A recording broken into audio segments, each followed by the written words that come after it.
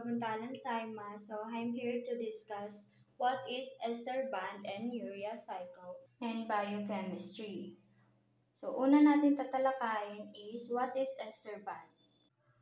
In biochemistry, ang ester bond ay isang uri ng covalent bond na nagbubuo kapag ang isang hydroxyl group mula sa alcohol ay nag-react sa isang carboxyl group mula sa acid.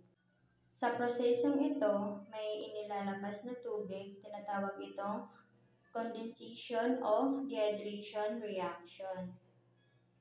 So, sunod naman ang key point in biochemistry ng ester bond. So, una, formation. Naglalaman ito ng carboxylic acid, alcohol, and ester, at water. Pangalawa naman, reaction type. Naglalaman din ito ng dehydration or condensation. So, ang panghuli, breakdown. Pwedeng mabasa ang ester bond gamit ang tubig. Tulong ng mga enzyme gaya ng lipases o esterase. Sunod naman ay biological importance. So, ano nga ba ang kahalagahan ng ating katawan? Una, lipids o taba at langis ng katawan. So, ano nga ba ang lipids? So, ang lipids ay nagbubuo ng triglyceride kapag ang glycerol o isang alcohol ay kumakapit sa tatlong fatty acid sa pamamagitan ng ester bond. So, dito naka-impact ang malaking bahagi ng ating energy. Pangalawa, phospholipids. Ang phospholipids naman ay matatagpuan sa cell membrane, kung saan ang fatty acid ay nakakabit sa glycerol sa pamamagitan din ng ester bond. Pangatlo, nucleotides. Ang nucleotides naman gumagamit ng phosphodiester bond o isang special na uri ng ester bond para magdikit-dikit ang mga nucleotides. In short, ang ester bond ay isang connection sa pagitan ng hydroxyl at carboxyl group. So, napakahalaga sa pagbubuo ng taba o lipids at iba pang biomolecules. At pwedeng masira sa pamamagitan ng hydrolysis. Dito naman tayo sa urea cycle. So, ano ang urea cycle?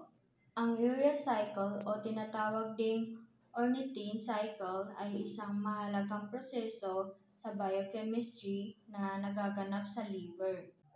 Layunin nito na alisin ang sobrang nitrogen na galing sa pagkasira o metabolism ng mga amino acid or protina.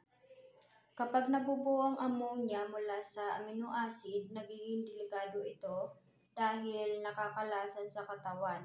Kaya sa pamamagitan ng urea cycle, ang ammonia ay ginagawang urea na mas ligtas at inilalabas sa katawan sa pamamagitan ng paghihi.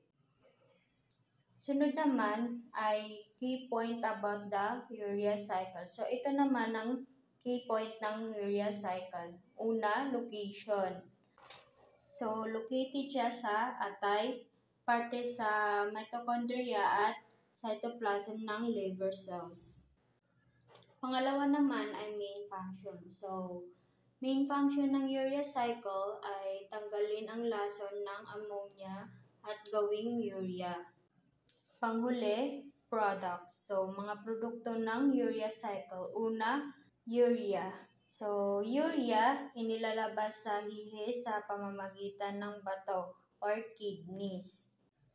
Pangalawa, regeneration of ornithine. So, ornithine, muling ginagamit para ipagpatuloy ang cycle ng urea cycle. So, kaya siya tinawag ng urea cycle kasi regeneration of ornithine. So, muli siyang ginagamit para ipagpatuloy ang pag-circle niya. So, paulit-ulit lang yun siya.